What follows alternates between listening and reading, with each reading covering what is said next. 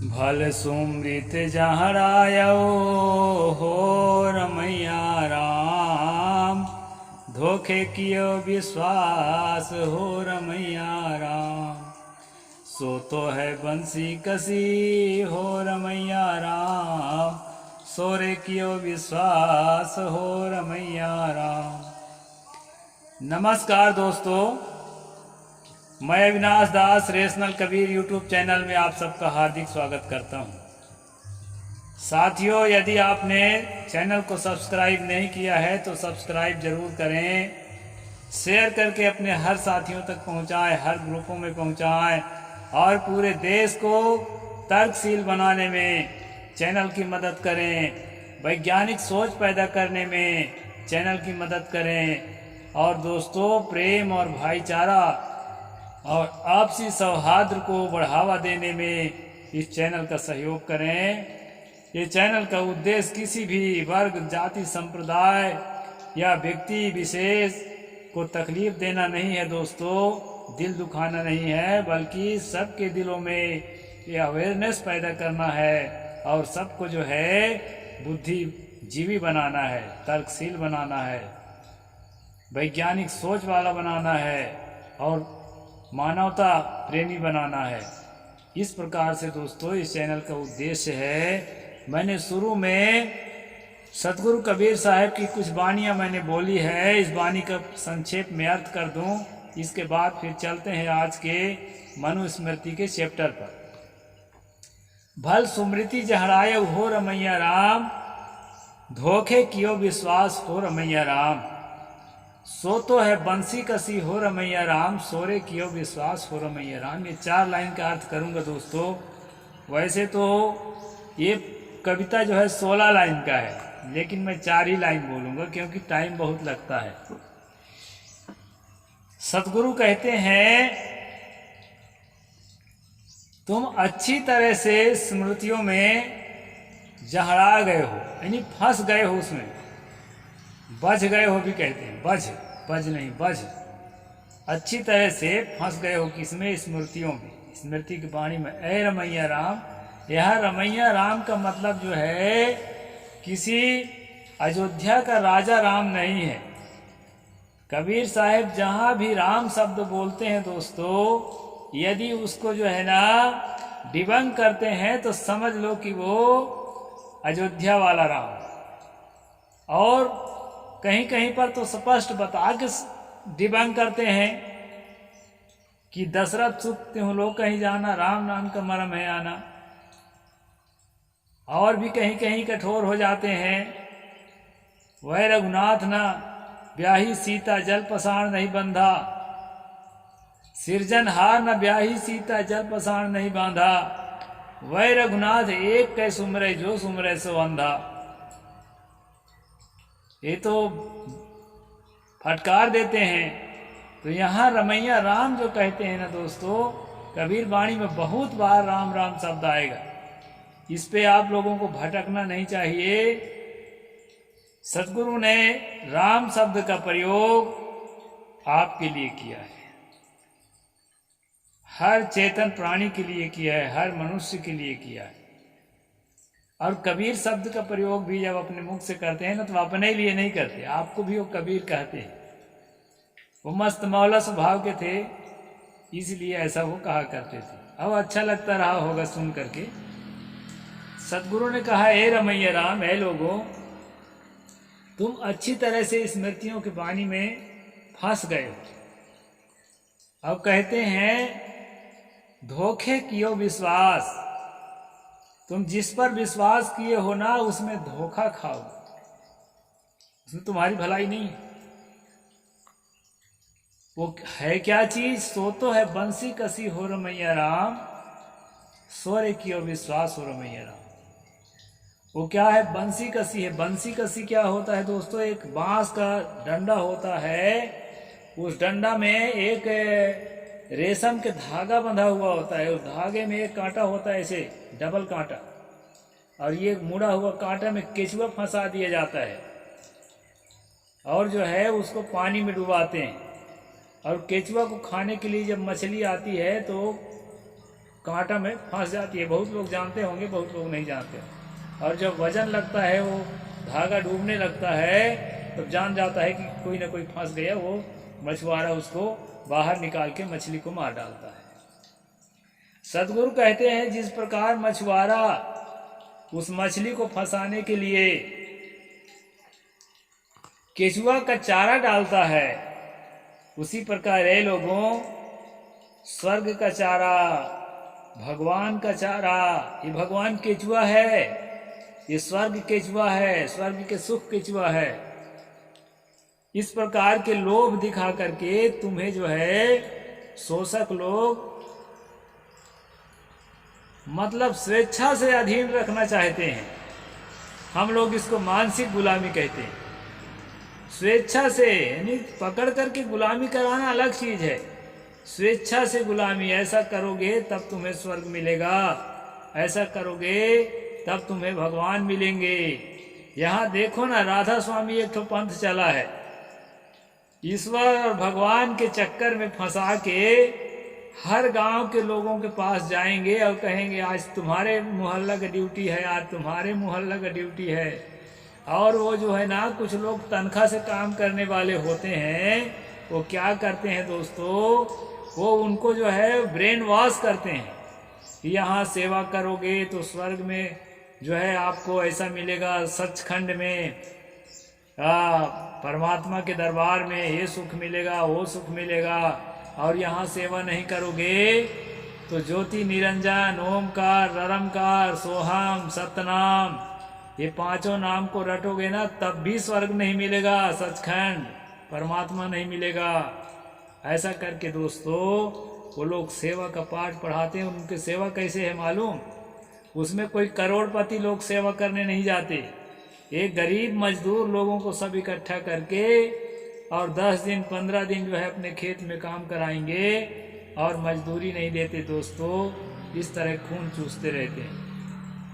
तो धर्म के नाम से, स्वर्ग के नाम से, परमात्मा के नाम से व्यक्ति इतना अपने आप को जो है घोल लेता है, अपने आप को वशीभूत कर लेता है कि बिना दबाव की जो है वो सेवा के नाम से बहुत सारा काम करता है और उसका खून चूस लिया जाता है, उसको पैसा नहीं दिया जाता। इस प्रकार कई पंथों में चल रहा है। मैं उदाहरण दिया जो हाँ हमारे अगल बगल में है, जिसको देखता हूँ उसको उदाहरण देता हूँ।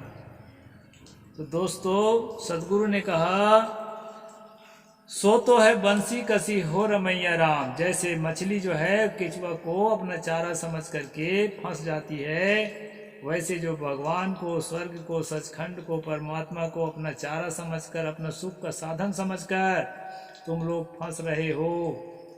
और उसी से बचाने के लिए कबीर साहब का पूरा जीवन खप रहा था कि अपने को समझो, अपने महत्ता को समझो। तुम जिसको पाना चाहते हो उससे कई गुना श्रेष्ठ हो, महान हो, सुख के सागर हो। तुम्हें उसकी आवश्यकता ही नहीं है, वो तो तुम्हारे सामने तुच्छ है। वो सचखंड, स्वर्ग, सतलोक और क्या क्या कहते हैं, परमात्मा, ईश्वर, खुदा, गॉड, कुछ भी नहीं है, मनोविलास मात्र है। ऐसा करके सतगुरु कबीर साहेब हमें बताते थे दोस्तों। लेकिन हम इतने मूर्ख रहे कि सतगुरु के बताने के बाद भी नहीं समझ पाए और हमें जो है शोषण करते करते शोषक लोग आज तक शोषण कर रहे हैं। तो अब चलते हैं दोस्तों मनुस्मृति के कल का प्रसंग जहाँ पूरा हुआ था उसके आगे बढ़ते हैं।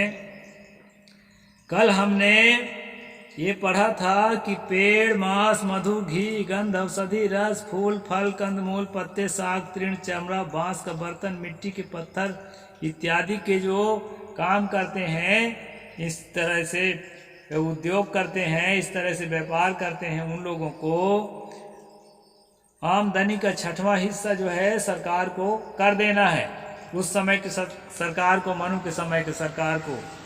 और जो खेती करता है उसको अपने उपज का 8वां हिस्सा सरकार को कर देना है। और जो व्यापार करता है उसको जो है अपने लाभ का 50वां हिस्सा देना है। सबसे ज्यादा कारपोरेट घराने को मनु ने छूट दिया था, और उससे भी ज्यादा छूट दिया था ब्राह्मण को। ब्राह्मण की इनकम चाहे जितना हो, उसको जो है जीएसटी फ्री है, उसको कुछ भी नहीं लगेगा, क्योंकि राजा से सुरक्षित वह ब्राह्मण प्रतिदिन जो कुछ धर्मानुसार करता है, उससे राजा की आयु, धन और राज की वृद्धि होती है। यह है बंसी कसी, जो मैं कविता सुनाया था। राजा को भी लोभ में फंसा के रखते हैं कि तुम्हारा आयु बढ़ेगा, स्वस्थ अच्छा रहेगा, लंबे समय जियोगे, धन की वृद्धि होगी और राज की सीमा भी बढ़ जाएगी। इसलिए जो है ब्राह्मणों से कर मत लेना, टैक्स मत लेना, ऐसा मनु जी का आर्डर है। तो मैंने कल बताया था दोस्तों। अब आगे चलते हैं कि आगे और क्या कहते हैं। राजा अपने राज के छोटे व्यापार में जीने वाले व्यापारियों से कुछ न कुछ वार्षिक कर लिया करे। जो एकदम रोज भर के कमा खा सकते हैं, उनको भी ऐसे मत छोड़ो, उनसे भी कुछ न कुछ कर लो। ऐसा राजा के लिए ब्राह्मण मनु का आदेश है। आगे हम चलते हैं दोस्तों आज के प्रसंग में। कारुकान् शिल्पिनश्चैव शूद्रांश्चात्मोपजीविनः एकैकं कारेत्करं मासि मासि महीपति। यहाँ पर बताया है कि कारीगर का काम करके जीने वाले लोहार, बेलदार, बोझा ढोने वाले आदि मजदूरों से जो है कर स्वरूप महीने में एक एक दिन का काम करा ले। यानी कि जिनको अभी हम पीछे पढ़ाए थे कि नीच कर्म करने वाले को एक पण मजदूरी देना है। एक पण यानी 100 रुपया मान के चलो, जो भी हो उस समय। पण का मतलब मैं नहीं जानता, आप शायद जानते होंगे तो कमेंट बॉक्स में लिख के बताना। तो एक पण जो है उनको मजदूरी देना है, और जो है महीना में 1 द्रोण अन्न देना है। द्रोण भी कोई नापने की चीज है। और जो है 6 महीने में 2 कपड़ा देना है। अब जिसको इस प्रकार की मजदूरी दिया गया, उसके पास तो देने के लिए कुछ है नहीं, लेकिन तब भी उसको नहीं छोड़ रहा है। कहता है उसको कर लेना ही है, उससे टैक्स लेना ही है। क्या लेना है? महीना में 1 दिन जो है उसको बेगारी कराना है। बेगारी कहते हैं फ्री में काम कराना, बिना मजदूरी दी। यानी इतना कम मजदूरी भी दिए जा रहा है, और महीना में 1 दिन जो है उसको फ्री का काम भी कराया जा रहा है। दोस्तों, ये बेगारी की बड़े दर्दनाक कहानी है। बेगारी 2 तरह की होती है। एक सहयोग बेगारी होती है, जो छोटे छोटे किसान होते हैं जिनके पास मजदूरी देने के लिए धन नहीं होता। वो आपस में क्या करते हैं, जो खेती होती है थोड़े थोड़े होती है, आधा एकड़, पौन एकड़, वो लोग क्या करते हैं, 8-10 किसान जो है आपस में आज उसके खेत में काम करेंगे तो कल उसके घर में खेत में काम करेंगे, तब परसों उसके खेत में आपस में मिल के करते हैं। और वो क्या करते हैं, जिसके यहाँ काम करते हैं उसी के यहाँ भोजन करते हैं। तब बढ़िया भोजन खिलाता है वो। मजदूरी तो नहीं देता, लेकिन बढ़िया भोजन कराता है। क्यों? क्योंकि उसको मन में उत्साह होता है कि देखो आज मेरे खेत का काम हो गया। तो एक बेगारी तो ये होता है। और दूसरा बेगारी होता है जो गौठिया गौ ठकुरा होते थे, जो दाऊ होते थे, जो जिम्मेदार होते थे, और जो राजा होते थे। ऐसे लोगों के यहाँ जो बेगारी करा जाता था, उस बेगारी में दोस्तों 5 दिन 4 दिन 5 दिन लगातार काम करना पड़ता था। और जो है ना, बना बनाया खाने को भी नहीं दिया जाता था।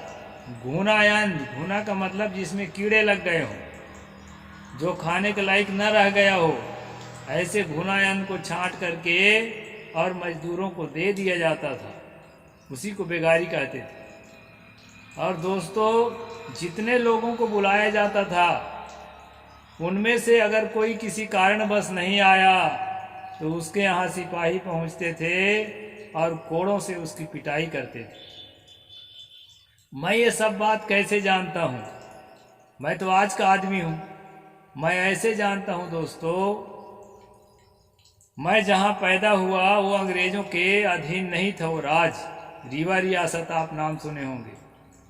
वहाँ हिंदू राजा जो है राज करते थे अभी तक, मतलब ये स्वतंत्रता के पहले तक, 47 के पहले तक। तो 47 के पहले तक का जो बूढ़े हैं ना, मेरे बाबूजी ही सन 40 के हैं, तो वो तो छोटे रहे होंगे, लेकिन उनसे अधिक उम्र वालों से भी मैं संपर्क करके जानकारी लिया, तो भयंकर जो है वो लोग शोषण करते थे। राजे रजवाड़े लोग, हिंदू राजा लोग जो मनु को मानने वाले थे, गरीबों को कीड़े मकोड़े की तरह रौंदते थे, जी भर के काम कराते थे, मजदूरी नहीं देते थे, घुनायन खाने को दे देते थे, और जो काम बुलाने पर भी नहीं आया तो उसको कोड़ों से पिटाई करते थे कि तुम आए क्यों, बहाना बनाते हो, बीमार हो गए हो, बीमार हो तब भी। इस तरह से दोस्तों कारीगरों के साथ, मजदूरों के साथ बेगारी कराया जाता था। इसमें 2-4 जातियों का नाम लिखा है, लोहार, बेलदार, बोझा ढोने वाले, जैसे कहार हैं, कोल हैं, पनिका हैं, और क्या कहते हैं, गोंड हैं। ये सारी जातियां जो है मेहनती जातियां थी उस जमाने में। तो इन जातियों के साथ इस प्रकार के जो है अत्याचार करते थे, और वो अत्याचार इसलिए करते थे कि उनको हरा झंडा दिखाता था, मनुस्मृति दिखाती थी, हैं, उसको जो है मोटिवेट करती थी, इसलिए सब काम होते थे। ये 7वां अध्याय का श्लोक नंबर 138 है, इसको आप चाहें तो देख लेंगे। नोच्छिंदात्मनो मूलम परेशान चातिस्तृष्णया उच्छिंदाह्यमानो मूलमात्मानं तांड पीदेत। न कर लेकर अपने मूल का उच्छेद न करे, और अधिक लोभ बस प्रजा का भी मूल उच्छेद न करे, क्योंकि अपने और उनके मूल उच्छेद से अपने और प्रजा को पीड़ा होती है। यहाँ पर मनु ने समझाया है कि बिल्कुल कर नहीं लोगे तो राजा को कहा है कि तुम कंगाल हो जाओगे, इसलिए कर लेना बहुत जरूरी है। सबसे कर लो, भिखारी से, मजदूर से, सबसे कर लो, और अगर बिल्कुल कर नहीं लोगे तो कंगाल हो जाओगे, और बहुत ज़्यादा कर लोगे ना तो जनता परेशान हो जाएगी और आपके देश भी छोड़ सकती है, आत्महत्या भी कर सकती है। इसलिए सोच समझ करके कर निर्धारित करो, कर का रेट निर्धारित करो। ऐसा जो है यहाँ मनु ने समझाया है। तीक्ष्णाश्च मृदुश्च स्यात् कार्यं वीक्ष्य महीपति, तीक्ष्णाश्च मृदुश्च राजा भवति संपतः। कार्य को देखकर कोमल और कठोर होना चाहिए, क्योंकि समय अनुसार राजा का कोमल या कठोर होना सभी को अच्छा लगता है। कोमल कठोर तो होना पड़ता है, अपनों के बीच में भी कोमल कठोर थोड़ा होना पड़ता है, तो ये कोई बड़ी बात नहीं है, इसका जो है हम समर्थन करते हैं। अमात्य मुखम धर्मज्ञम प्राज्ञम दांतम कुलोद्गतम स्यापदेशाने तस्मिन् खिन्ना कार्य क्षणे नृणाम।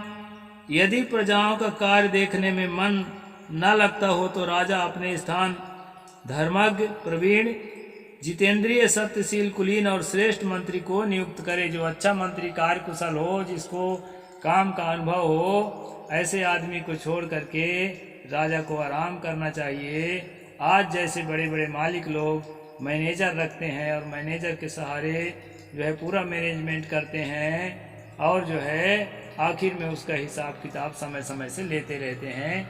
इसलिए मनु कहते हैं राजा सारा काम अपने ऊपर मत ले, मन उलझा रहेगा, इसलिए काम अपने मंत्रियों को दे दे। आजकल तो हर विभाग का अलग अलग मंत्री हैं दोस्तों, और वो सब मिल करके संभालते हैं प्रजातंत्र में। तो इस प्रकार से आज की बात मैं यहीं तक रखूँगा। इसके बाद जो है अगला चैप्टर कल बताऊंगा दोस्तों। साहेब बंदगी। जय जोहार, जय भीम, जय भारत।